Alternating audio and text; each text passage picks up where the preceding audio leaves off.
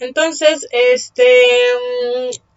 estábamos en la pregunta de por qué en la gestión integral de los recursos hídricos consideran necesario mencionar como uno de sus principios que la mujer tiene un papel fundamental al momento de gestionar estos recursos. Creo que nada más llegué a leer la respuesta de Carla, entonces no sé si lo puedan reescribir sus preguntas, sus respuestas, por favor, volverlas a poner en el chat o levantar la mano.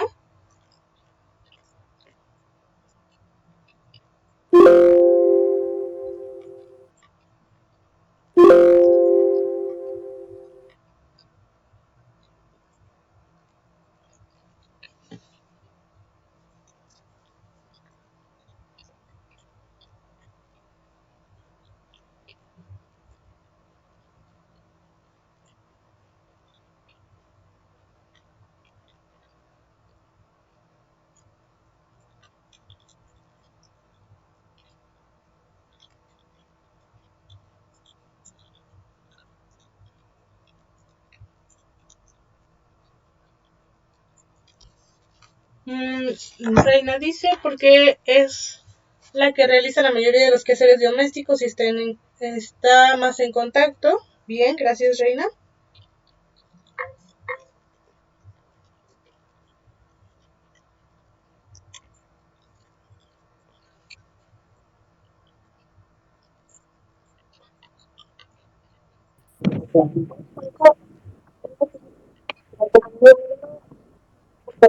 Conmigo para que lo tome en cuenta, por favor. Sí, maestra, buenas tardes. Estoy aquí compartiendo dispositivo con Laura. De acuerdo. Orlando dijo, ¿verdad? Sí, Orlando, gracias.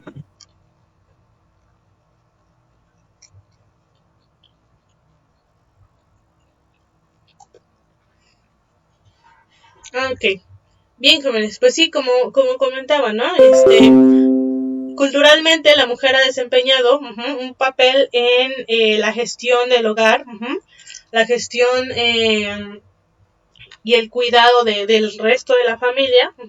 Por lo tanto, y eso pues ha sido en varias culturas, entonces es quien se encarga luego de organizar de quién va a ir por agua, etcétera, en las comunidades donde pues no hay agua, entre otras cosas, ¿no? Claro, hay culturas en las que también los hombres entran, pero muchas veces culturalmente esta parte de la organización hogareña y familiar se enfoca en las mujeres, por lo tanto deben de ser las que tienen voz y voto en cuanto a una gestión integral, porque además culturalmente muchas veces no se le da la misma importancia que a la voz y voto de el sexo masculino, y por lo tanto no se han escuchado muchas veces las demandas necesarias en nuestra sociedad para que haya un manejo íntegro y adecuado de nuestro recurso hídrico. Bien, el otro punto es que el agua es un bien público y posee un valor económico y social en todos sus diversos usos, y estos compiten entre sí.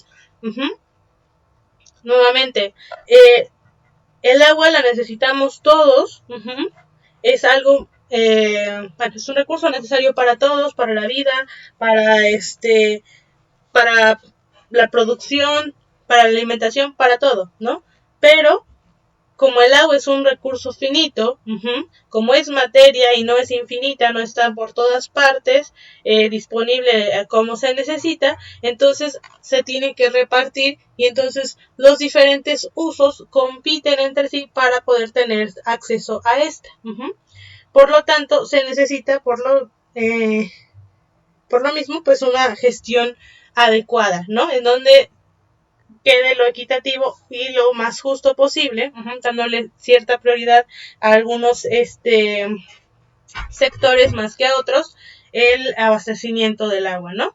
Y finalmente, la gestión integrada de los recursos hídricos se basa en el uso sostenible y la gestión eficaz y equitativa del agua. Entonces, esto es algo muy importante. Se va a basar en el uso sostenible, una gestión eficaz y equitativa del agua, es decir, que todos tengan lo que necesitan lo que necesitan, lo que sin gastar de más, y que sea tanto los todos o todas las personas o todo lo que nos necesite actual y también lo que vaya a necesitarse en el futuro, ¿no? Bien, entonces, bien, y cerramos con esta parte de que en la gestión integral de los recursos hídricos se debe de tomar en cuenta la oferta y la demanda, entre ellas debe de haber un balance hídrico, también se tiene que tomar en cuenta el suministro que hay y debe de enfocarse en la conservación y protección, además de que la gestión integral de los recursos hídricos debe de estar en un ciclo de adaptación al cambio climático y el monitoreo de los recursos para nuevamente adaptarse a las nuevas condiciones. Si no monitoreamos no vamos a saber cuál es el cambio que hay, entonces por eso debe de haber un monitoreo recurrente y entonces planes nuevos para adaptarse a las nuevas condiciones que hay. Como tal, no podemos manejar el clima, no podemos manejar el cambio climático, podemos tratar de mitigar las consecuencias de este y tratar de que no se acentúe más, pero no lo podemos detener como tal. Ya está ocurriendo, el momento de detenerlo, entre comillas, ya fue hace muchos años. Y no me refiero a que ya no podemos hacer nada y ya, pues ya ni modos, ¿no? Suframos y ya, ¿no? Sino que ahora lo que toca hacer es tratar de contener, de mitigar lo más posible en lo más que se pueda. En cuanto pues al cambio climático. Bien. Ok, ¿hay alguna pregunta, comentario hasta el momento?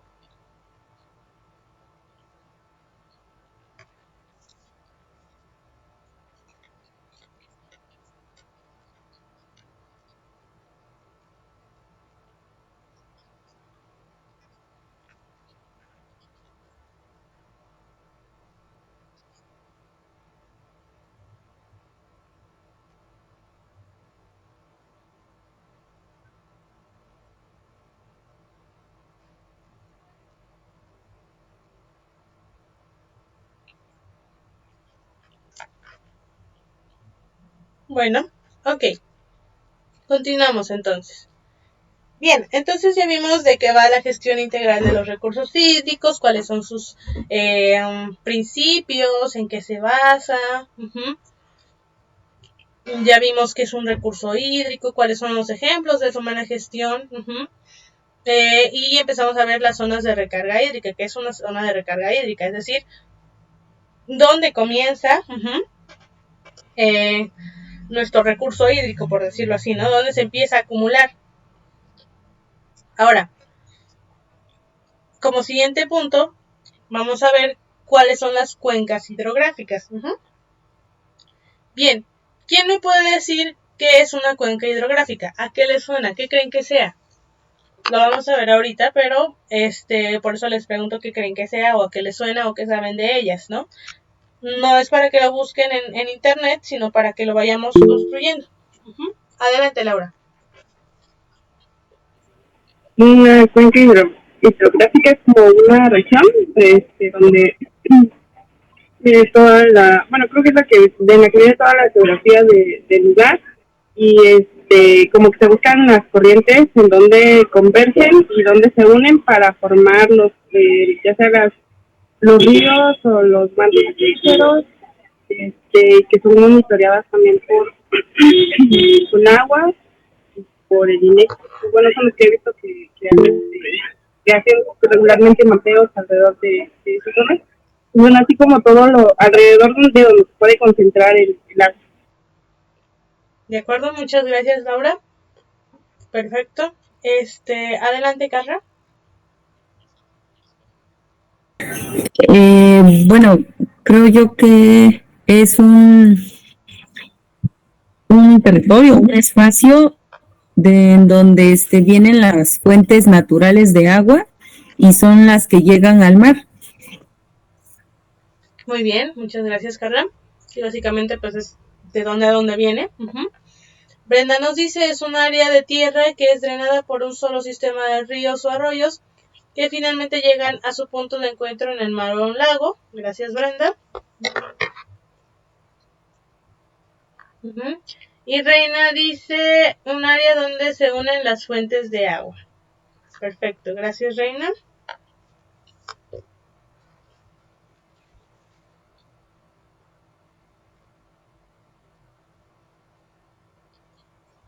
Bien, entonces, pues sí, básicamente pues es un área, ¿no? Donde se va a encontrar nuestra fuente de agua.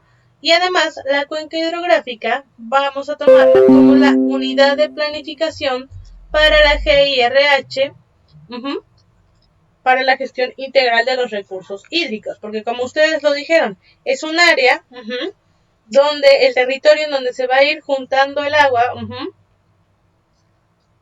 y va a ser nuestro sistema de ríos, arroyos, y además va a proveer de agua a toda esta área también, por donde va a pasar, y que va a ir desde básicamente las montañas altas, donde se empiezan por la inclinación, desde donde empiezan nuestras zonas de recarga hídrica, hasta llegar a desembocar en el mar, básicamente, ¿no? Generalmente.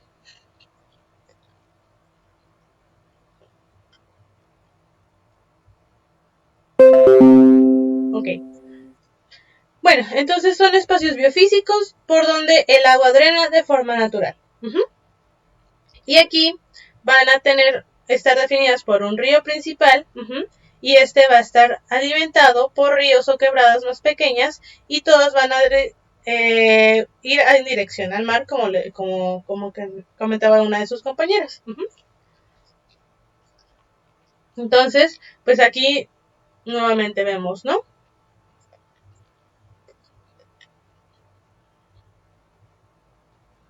Toda esta es nuestra cuenca y va bajando. Vemos que va siendo alimentada por otros arroyos, más que nada aquí arriba. Y va de lo más alto a lo más bajo. ¿Por qué? Pues así funciona la física, ¿no? Por pura gravedad, pues va hacia abajo. Se van acumulando, es lo suficientemente permeable como para que no se quede dentro del agua o se vuelva algo subterráneo. Pero también lo suficientemente transpirable para que pues el agua vaya también esparciéndose a los lados, la humedad. Y pues bueno, ¿por qué a nivel del mar? Porque se supone que el nivel del mar es el lugar pues más bajo en teoría. Claro, hay lugares que también son bajo el nivel del mar, metros bajo el nivel del mar, pero la mayoría de los lugares estamos sobre el nivel del mar. Bien. Y bueno, las cuencas para tener una mejor planificación, porque como son una unidad de planificación, suelen dividirse en subcuencas y microcuencas. Y también para efectos de dónde se va a intervenir, qué se va a hacer y cómo se va a manejar, también se pueden dividir en la parte alta, la parte media y la parte baja, ¿no? Cuenca alta, cuenca media y cuenca baja. Y aquí nos vienen algunas características de cada parte de la cuenca, según pues más o menos la altura, ¿no? La parte alta es la parte montañosa. Si vemos aquí, pues seguramente es una montaña cortada, pero pues aquí está la montaña, ¿no? Se concentra y aquí se concentra la mayor cantidad de nacientes de agua. Nuevamente, pues aquí se suelen encontrar pues nuestras áreas de recarga hídrica, ¿no? Nuestras zonas de recarga hídrica. ¿Por qué? Porque aquí todavía no alcanza a llenarse tal el caudal como para parecer ya un río como tal. La parte media son partes, como lo dice su nombre, medias, y a menudo la cobertura son pastos y café o pastos y cultivos, ¿no? De algún tipo. Pero más, un poquito más enfocados en dirección a los árboles, ¿no? Por eso dice pastos y café. Y pues bueno, aquí vemos que ya la pendiente es menos pronunciada, pero el caudal es mayor. Y pues bueno, aquí hay otro tipo de vegetación que retiene el agua, pero también pues continuar, ¿no? Y finalmente la parte baja, donde pues dice que suele ser cerca de la playa. ¿Por qué? Porque ya estamos más cerca del nivel del mar. Y la cobertura muchas veces pues son cultivos.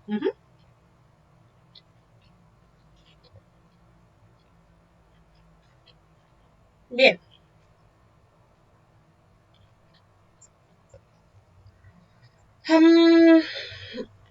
Ok, bien. Hay algo importante que tenemos que ver en cuanto a el manejo integral de los recursos hídricos, cómo se manejan en los cuerpos de agua, y es también que hay 4 etapas importantes en nuestro ciclo del agua. Ya lo hemos visto, lo conocemos desde que vamos en la primaria, ¿no? Que son la evaporación, la condensación, la precipitación y la infiltración. Nuevamente aquí, ¿no? Evaporación, cuando el agua pasa a ser agua atmosférica, parte de la atmósfera.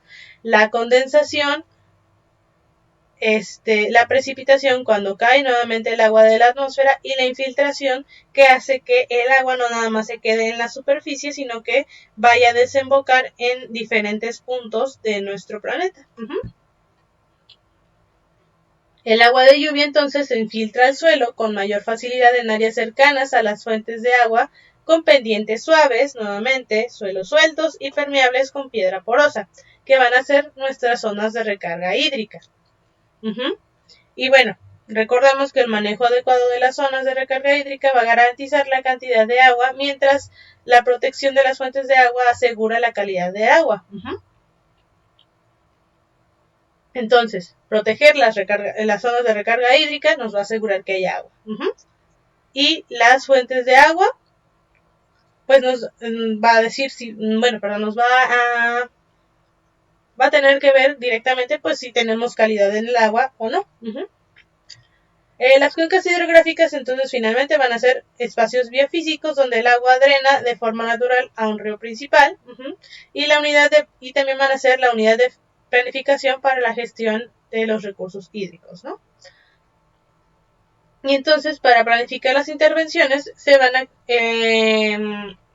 las cuencas se pueden dividir en unidades más pequeñas, como lo son subcuencas y microcuencas, y también podemos dividirla en la parte alta, media y baja.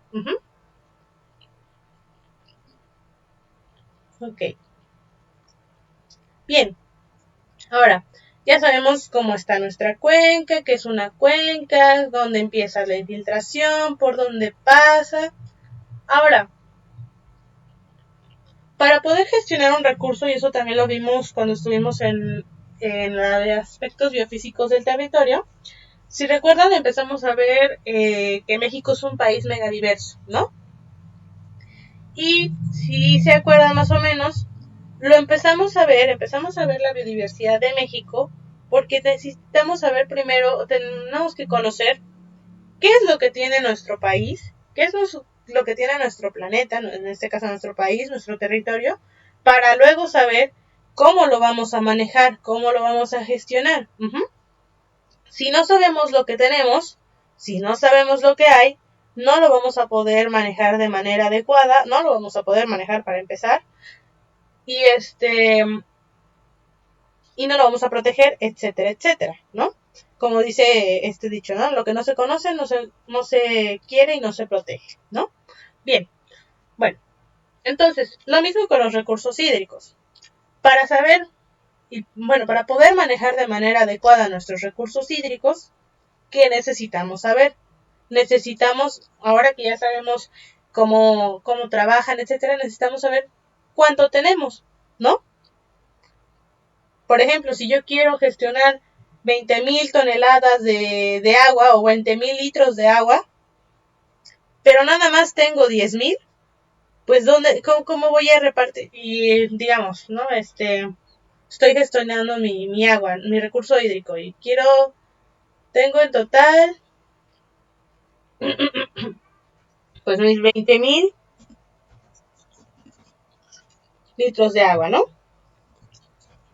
Entonces digo, bueno, pues entonces que sean 10,000 litros para para riego,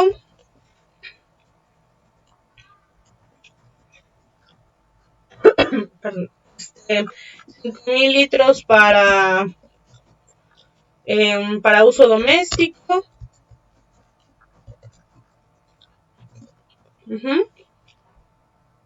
unos 2,000 litros para extra,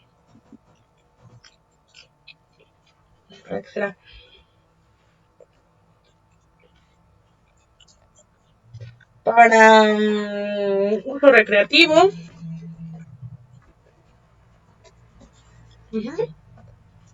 y 3,000 litros para producción, ¿no? Por ejemplo. Entonces, pero no conozco la cifra en realidad, ¿no? Digo, pues yo creo que tengo como 20,000 litros. Esto voy a hacer. Pero en realidad tengo solamente 10,000 litros. Entonces, pues primero reparto mis 10,000 litros al riego y luego, como no tengo lo demás, pues ¿qué va a pasar? Pues va a haber una demanda de agua y entonces la gente se va a quedar sin agua y también pues ya el curso reproductivo y la producción pues ya se queda por otro lado, ¿no? Entonces, por eso primero es importante saber cuánto tenemos, ¿no? Bien. Entonces, y el agua, la cantidad de agua que tenemos, va a ser medida de diferentes formas dependiendo de en qué fase, en qué parte del ciclo se encuentre.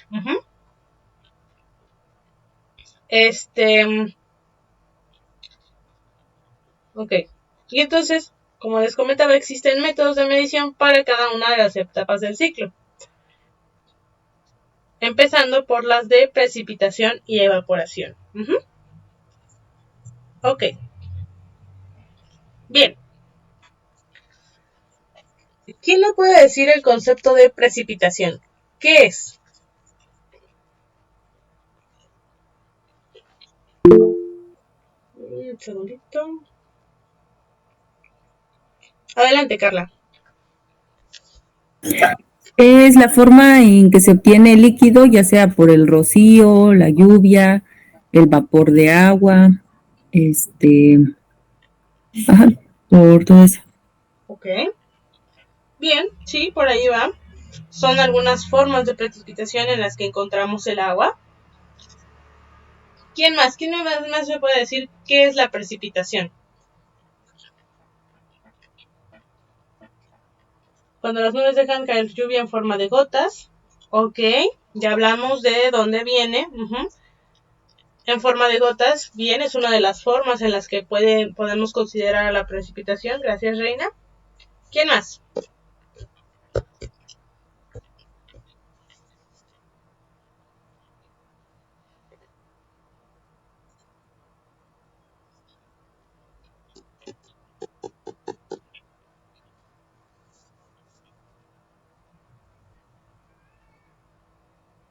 Ok. Cuando por efecto de la gravedad y la acumulación del agua en la atmósfera, el agua cae. Ok. Bien, gracias, Laura. Sí. Así es. Ustedes ya explicaron cómo llega el agua, más o menos en qué forma puede caer, y en qué formas puede llegar y de dónde viene. Donde la lluvia cae de la atmósfera. Gracias, Lideriana.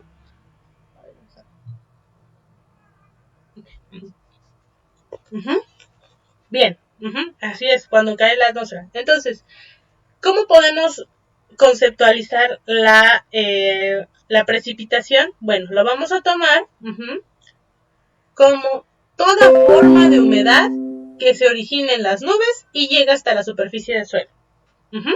Entonces, toda humedad, todas las moléculas de agua que estén en las nubes y lleguen a la superficie del suelo, o bueno, del agua o la superficie de la Tierra, se va a llamar precipitación. Entonces, voy a cambiar esto. La Porque si cae al mar, pues también es precipitación, ¿no? Si cae a un río, también es precipitación. Entonces vamos a poner a la superficie de la Tierra, básicamente, ¿no? Bien. Ahora, ¿cómo podemos ver el agua? Puede ser en forma de lluvias, de granizadas, de garúas, de nevadas. ¿Qué otras formas conocen de precipitación? Si dice que es toda humedad que se origina en las nubes y llega a la superficie del suelo, ¿qué otro tipo de precipitación conocen?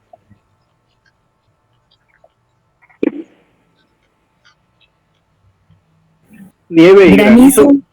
Nieve, vapor, granizo, vapor, exactamente. rocío. Rocío, neblina también, ¿no? Muy bien. ¿Qué son garúas? Las garúas son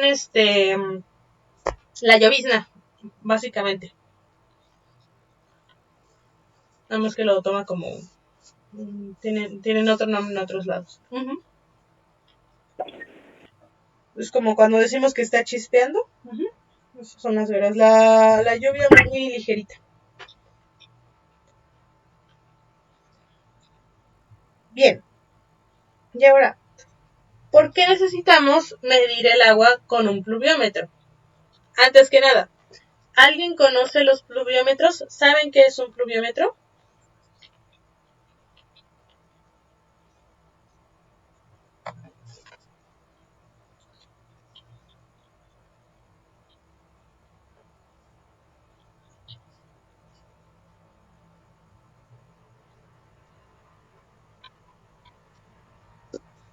Ok. Esto que se usa para medir Así la es. lluvia. Muy bien, gracias Laura. Así es una pared. Exacto, gracias Reina.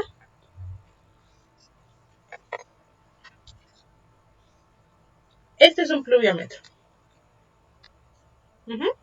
Básicamente, pues hay diferentes modelitos, diferentes modelos. Este se parece más a este, pero aquí hay otro modelo. Entonces, básicamente y vemos, ¿no? Como hay aquí un embudo, y aquí tenemos la medición, ¿no? Y si nos damos cuenta, aquí está graduado. Este es un pluviómetro. Es para medir la cantidad de agua, la cantidad de lluvia o de agua que cae diariamente a la superficie de la Tierra. Bien, ahorita vamos a ver bien qué es y cómo se mide, pero bueno, ¿por qué necesitamos saber cuánta agua está cayendo a la Tierra? ¿Por qué necesitamos medir el agua con un pluviómetro? Veíamos aquí, ¿no? Que hay diferentes formas de medir el agua, la cantidad de agua que tenemos, dependiendo del ciclo. Y aquí venía, pues, la parte de la precipitación. Entonces, ¿por qué necesitamos saber cuánta agua cae desde la atmósfera? Bueno, porque por un lado puede ser utilizado para un sistema de alerta temprana a inundaciones en cuencas. También provee de información de volumen de agua que se encuentra en el suelo, cuánto cae de agua, y puede decir inundaciones.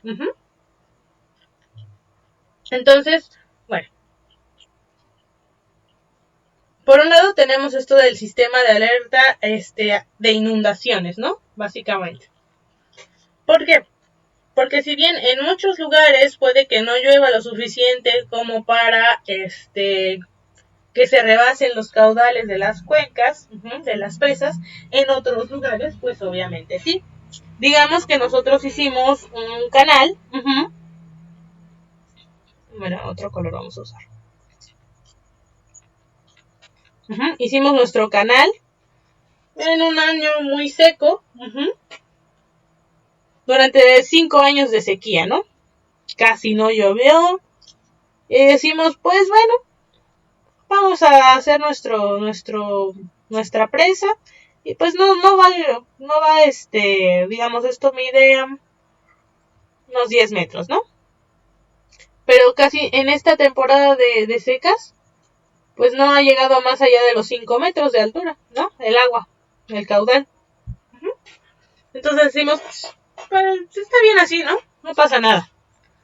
Pero ¿qué pasa? Bueno, cíclicamente, y recordemos cuando estuvimos viendo un poco del clima, que el clima no se va a determinar por pocos años. 5 años para cuestiones climatológicas y a nivel mundial es muy poquito tiempo. Vamos a ver.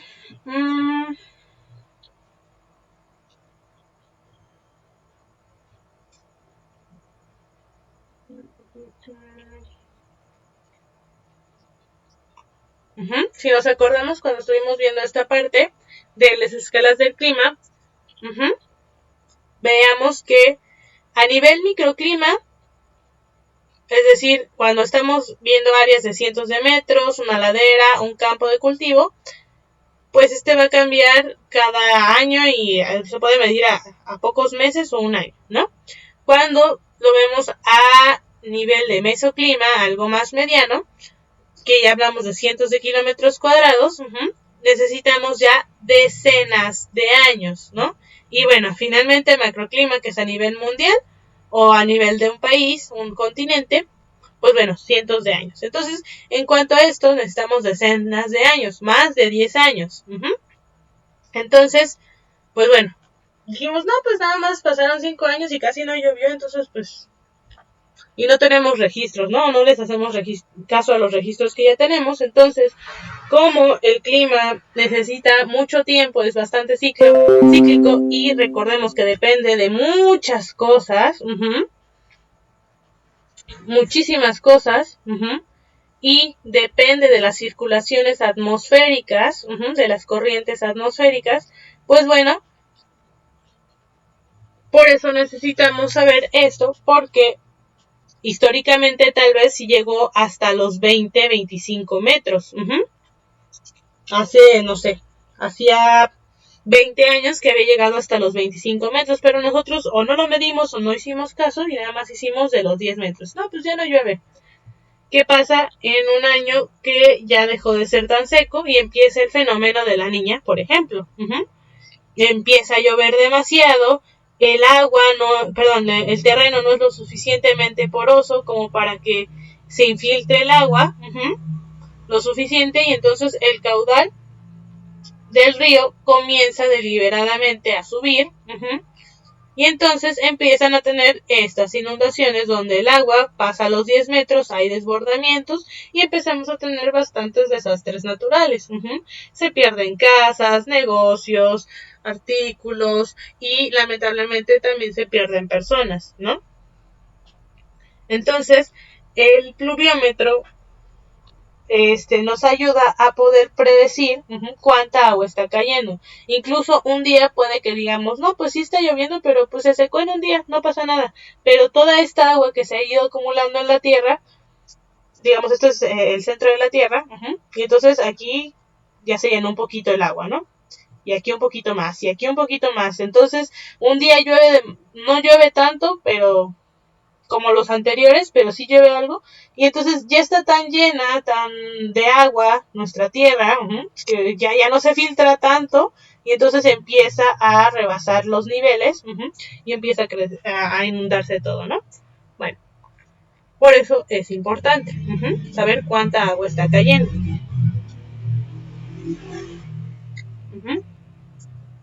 Ok. También nos van a proveer información del volumen de agua que se encuentra en el suelo, nuevamente, lluvia caída, como decíamos aquí, cuánta humedad tiene nuestro suelo, si ha sido la suficiente para lo que se va a cultivar en ese lugar, etcétera. Y claramente, pues cuánto está cayendo a nuestra cuenca, ¿no? Porque recordemos que una cuenca, pues bueno, depende del agua que hay almacenada aquí, pero también de la que entra y de cuánta sale. Entonces, si aquí hay 20,000 litros y están saliendo 10,000 litros, para que esto se mantenga, pues bueno, deberían de entrar mínimo 10,000 litros. Si entran 15, entonces esto empieza a subir. Y si entran 5, entonces el nivel de la cuenca empieza a bajar, porque ahora no es lo mismo las entradas que las salidas y empiezan a tener que pedir a la cuenca como tal, la acumulada. Entonces, si recordamos, estábamos hablando la clase pasada del problema que tiene Dubái y el riesgo que tiene al estar extrayendo tanta agua de los pozos acuíferos que tienen ahí. Que en algún momento, pues bueno, puede derivar en varias catástrofes. Y bueno, ahora que tampoco se mencionó en la clase pasada, pero no sé si recuerdan que me parece que fue en Chiapas o en Puebla, que había un socavón enorme. ¿Quiénes recuerdan del socavón que hubo hace unos 5 años?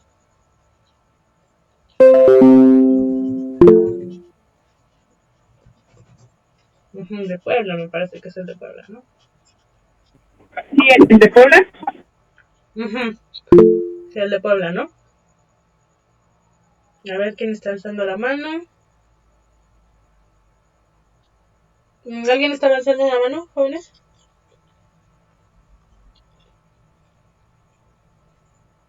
Adelante.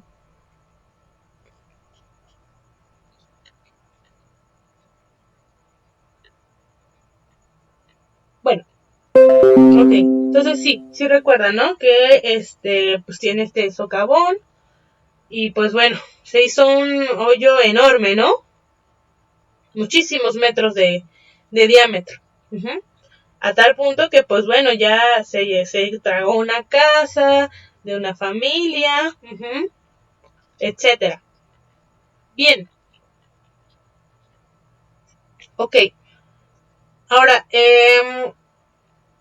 se estuvo estipulando bastante sobre esto, pero una de las razones por las que se decía que estaba este socavón es por lo siguiente. Usar el famoso paint. Imaginemos o recordemos que tenemos nuestras aguas subterráneas.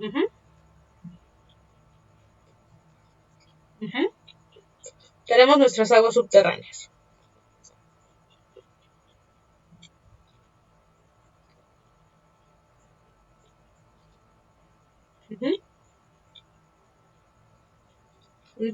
Entonces tenemos aquí el agua subterránea que se va acumulando. Entonces aquí tenemos un poquito. Aquí. Toda esta agua acumulada. Y pues sí, de repente pues tiene como salir un poquito por acá, un poquito por otro lado. Pero bueno, todo lo demás es tierra.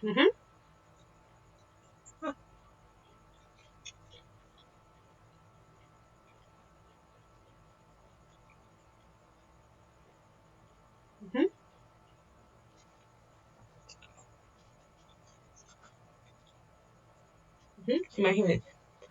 Bien. Entonces aquí teníamos nuestra pequeña casita.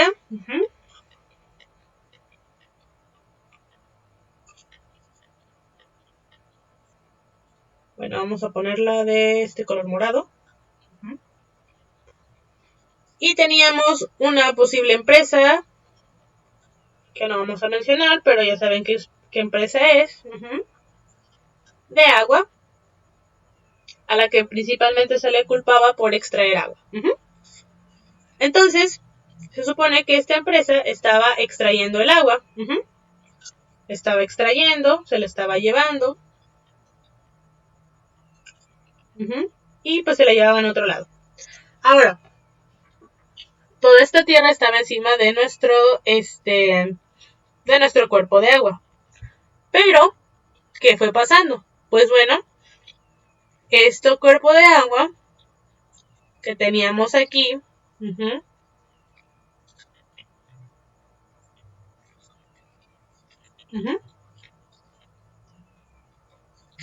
pues se fue vaciando poco a poco.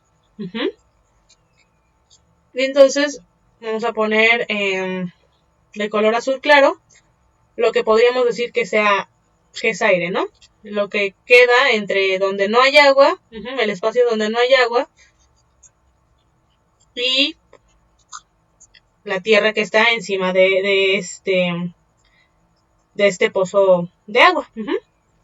Y entonces, pues bueno, obviamente, si nosotros tenemos un vaso con agua, aquí,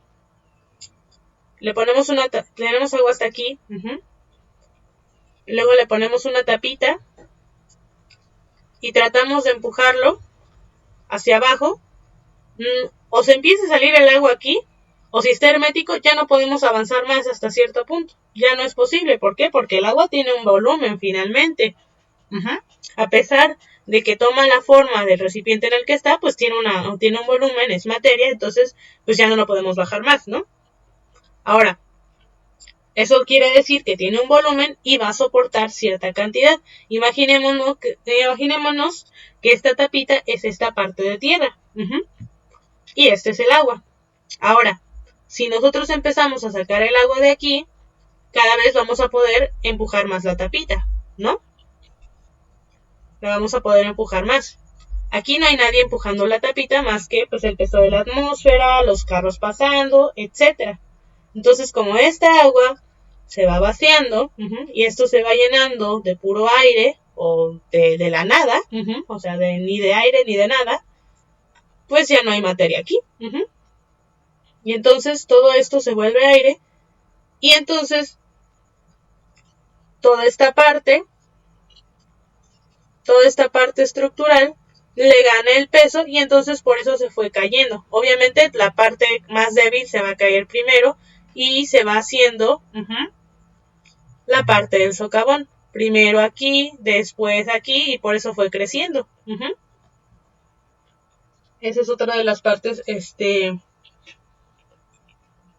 importantes de saber el volumen de agua que hay en los mantos subterráneos. Para poder prevenir tal vez este tipo de eventos en los que pues hay agua subterránea. Si estamos sacando demasiada y no está llegando la suficiente, estamos creando una burbuja de aire entre el suelo y el agua que tenemos subterráneos, y en algún momento esta estructura de suelo no va a soportar y se va a empezar a caer, y entonces tenemos los hoyos, ¿no? Los socavones. Ok.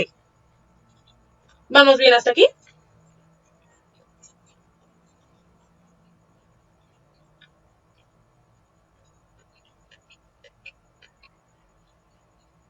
Ok.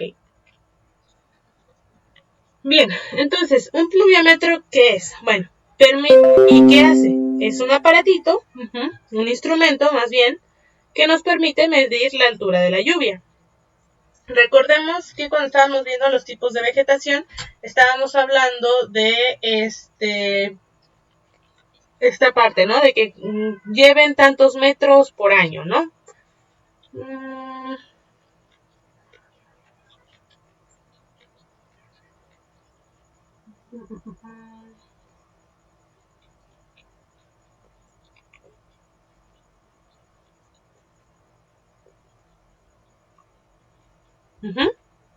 Aquí, ¿no? Que me llovían más o menos 1500 a 1300 milímetros, la precipitación media anual de 1500 a 3000 milímetros, es decir, de 1.5 a 3 metros de agua, etc. Esto se mide con el pluviómetro, al momento de que caiga el agua, se toma el promedio, se ve cuánta agua está cayendo, cuánta humedad está cayendo en esta área, se hacen algunos cálculos y luego se promedia a lo largo de todo el año. Y entonces se ve si en algún lugar se suma y se promedia durante el año y durante varios años. Entonces, por eso va de 1500 a 3000 milímetros, o de 1 metro a 3 metros, hasta lugares donde casi no llueve, como por ejemplo el matorral xerófilo, donde llueve más o menos de 100 a 400 milímetros, es decir, unos 10 a unos 40 centímetros al año. Bien, entonces este pluviómetro mide unos 20 centímetros de diámetro y 60 centímetros de alto. La tapa la tiene en forma de embudo que va a recibir el agua, y esta va conectado a una probeta de un tamaño de unos 10 veces menor que la tapa. Vamos a borrarlo aquí para que se vea mejor. Y bueno, entonces aquí 1 centímetro medido en la probeta es equivalente a 1 milímetro de espesor en la capa de agua caída, que es igual a 1 litro de agua por metro cuadrado. Entonces, si que medimos aquí nuestro centímetro, va a valer 1 milímetro en la tierra. ¿Por qué? Porque pues bueno, se está recolectando aquí en forma de embudo, y va a ser lo mismo que 1 metro, perdón, 1 litro en 1 metro cuadrado. 1 litro de agua en 1 metro cuadrado. Es decir, en este metro cuadrado de tierra cayó 1 litro en total. Y esta lectura, como les comentaba, se hace cada 24 horas. Bien. Vamos a dejar hasta aquí la clase de hoy, ya son las 7. ¿Hay alguna pregunta hasta el momento? ¿Comentarios, aclaraciones, dudas?